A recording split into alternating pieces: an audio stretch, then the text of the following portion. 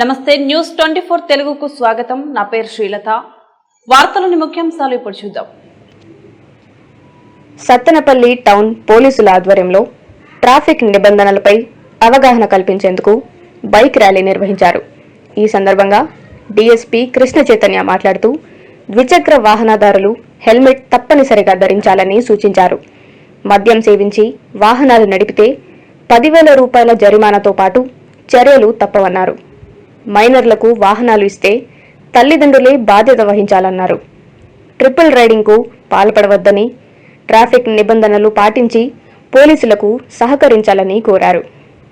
ఈ సందర్భంగా రంగా కాలనీలో కార్డన్ సెర్చ్ నిర్వహించారు. ఈ కార్యక్రమంలో సిఐలు, ఎస్ఐలు, సిబ్బంది పాల్గొన్నారు.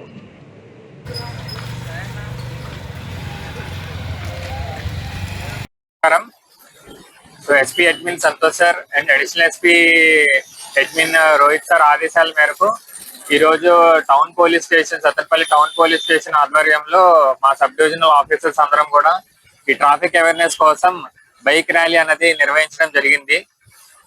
సో దీని ద్వారా మేము మా పోలీస్ డిపార్ట్మెంట్ నుంచి చెప్పేది ప్రజలందరికీ, అది ఇన్స్ట్రక్షన్స్ అనుకోండి లేదా రిక్వెస్ట్ అనుకోండి, సో దయచేసి అందరూ కూడా బయటికి 2 వీలర్స్ వాడుతున్నప్పుడు కంపల్సరీ హెల్మెట్ పెట్టుకోండి. సో యాక్సిడెంట్స్ అనేవి కూడా చాలా పెరుగుతున్నాయి.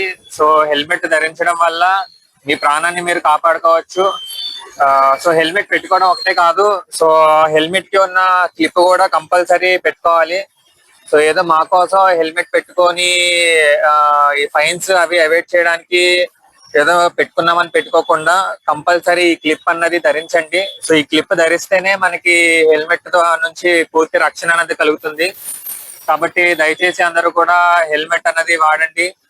అది హైవే మీద వెళ్తున్నామా లేదా లోకల్ గా తిరుగుతున్నామా అని కాకుండా కంపల్సరీ అందరూ హెల్మెట్ పెట్టుకోండి. అందరూ కూడా వ్యాలిడ్ డాక్యుమెంట్స్ అనేవి వాడండి.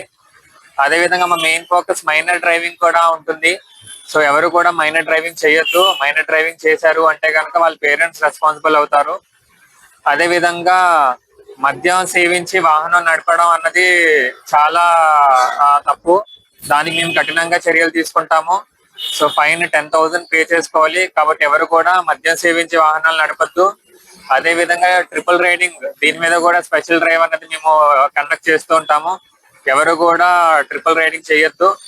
సో డ్రైవర్ ఎవరైతే డ్రైవింగ్ చేస్తున్నారో వాళ్ళు హెల్మెట్ పెట్టుకోవాలి. అదే విధంగా వెనకాల కూర్చున్న వాళ్ళు కూడా హెల్మెట్ పెట్టుకోవాలి. సో సత్తెనపల్లిలో ఈ బైక్ అవేర్నెస్ ర్యాలీ నిర్వహించడానికి గల ముఖ్య ఉద్దేశం ఇదే. సో ఈ సందర్భంగా మేము చెప్పిన ఇన్స్ట్రక్షన్స్ అన్ని కూడా ప్రజలందరూ ఫాలో అవుతారని ఆశిస్తున్నాము. సో ఈ ర్యాలీలో పాల్గొన్న మా పోలీస్ సిబ్బందికి మరియు మీడియా మిత్రులందరికీ నా ధన్యవాదాలు తెలుసుకుంటున్నాను. Thank you.